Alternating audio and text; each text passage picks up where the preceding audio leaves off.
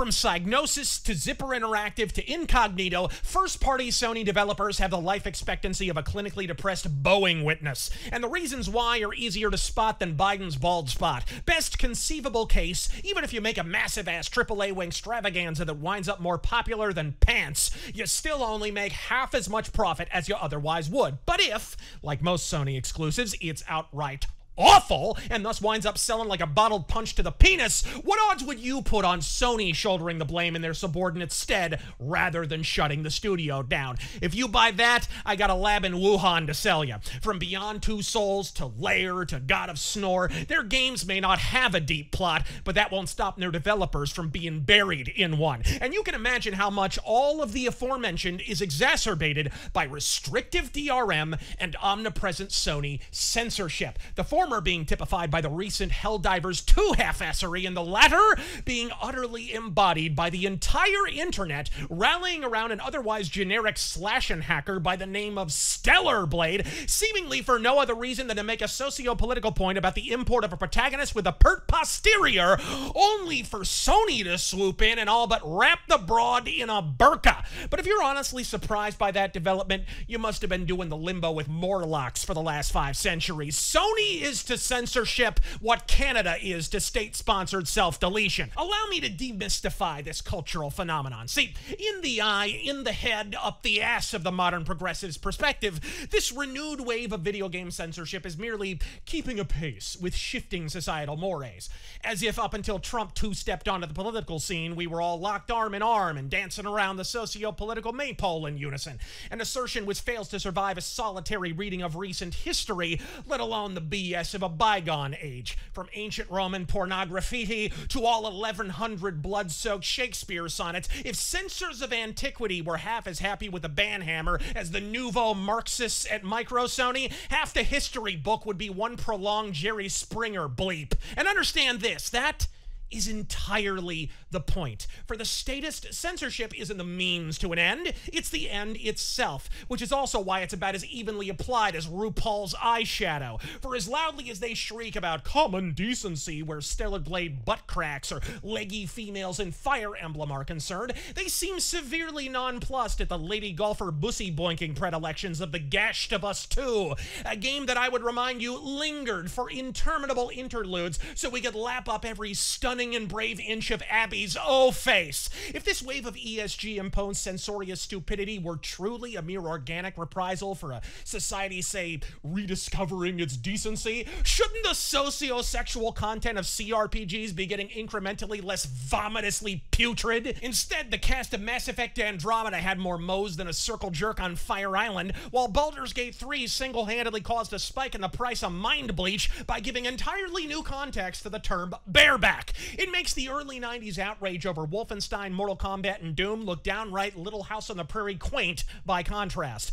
Although it's honestly unfair to court comparison to early 90s video game censorship. Look, back then all mom and pop were pissing and whining about was some blood and boobs in Mortal Kombat. Today, the Mortal Kombat team wouldn't even bat an eyelash as they lovingly render a human spinal cord being torn out by the root, but start to gnashing their teeth and rending their garments if Melina gets called a Jim instead of a Zer. And don't expect a ready admission of hypocrisy, let alone redress of same. What we're witnessing here isn't a dysfunctional liberal worldview, but a fully formed Marxist one. Next to the current crop of compulsion through corporate coercion via ESG, Bridge, and DEI, the present wave of censorious suppression makes Jack Thompson look like a free speech absolutist.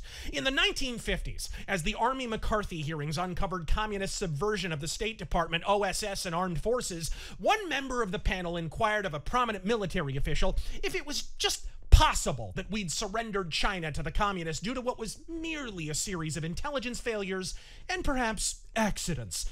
To which the general famously replied, if they were accidents, they'd occasionally work out in our favor. But fortunately, the Cultural Revolution is still in its early stages, and thus ESG, like their willing sycophants at Sony, are anything but insurmountable. And nothing proved it quite like what occurred this last week with pseudo-extraction smash hit Helldivers 2. While we'll never know precisely what cranial cocktail of corpo-mongering mental illness prompted the decision, The way it appeared, at least to me, a layman, was that Sony soft supported Helldivers 2's release, expecting precisely nothing from what was, at the end of the day, Earth Defense Force with incrementally improved graphics.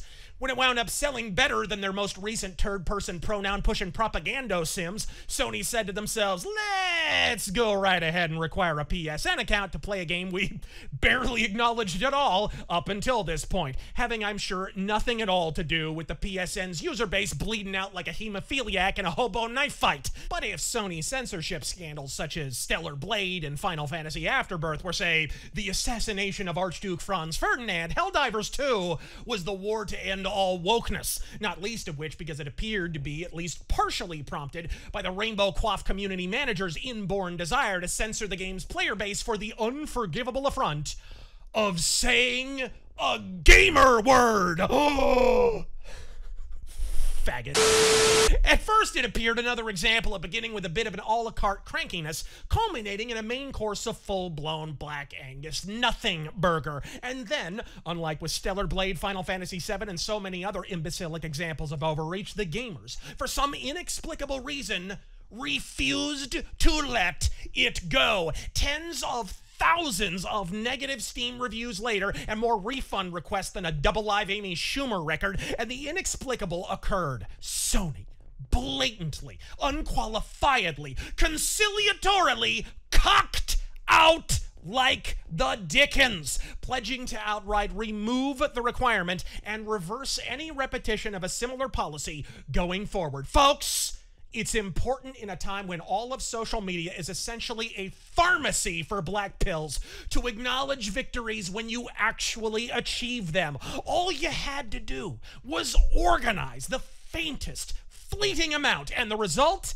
You boofed a Fortune 500 company with pockets brimming with bridge and ESG payola. Take that white pill, and then take a bow! Turns out if the left is effective at forming the illusion of monolithic malcontents, hiring bot farms to fire off emails to parent companies so they'll bend the knee and giddily lick the boot of Bolshevism, tens of thousands of actual human beings can do the opposite even more effectively going forward. And folks, you absolutely should. Between that and the new patent Sony rolled out to read mental impulses and negative emotions to identify harassment occurring in real time in online games, let's just say Tom Cruise and the pre-crime division are putting new lifts in their shoes in envy. Joke's on them, though. Anyone still buying Sony consoles has no brain activity to read. And here I thought in order to censor a game, you had to have a game. Look, I need you all to pause, process, and accept the factuality of the following statement. You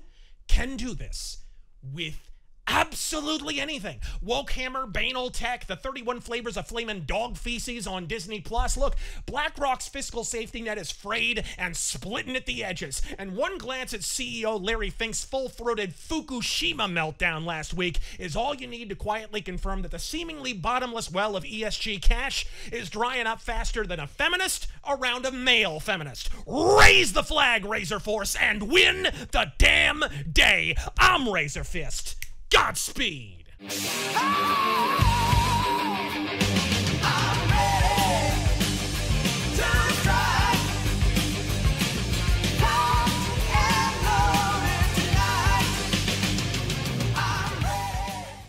I'm doing my part. I'm doing my part. I'm doing my part. I'm doing my part too. They're doing their part. Are you?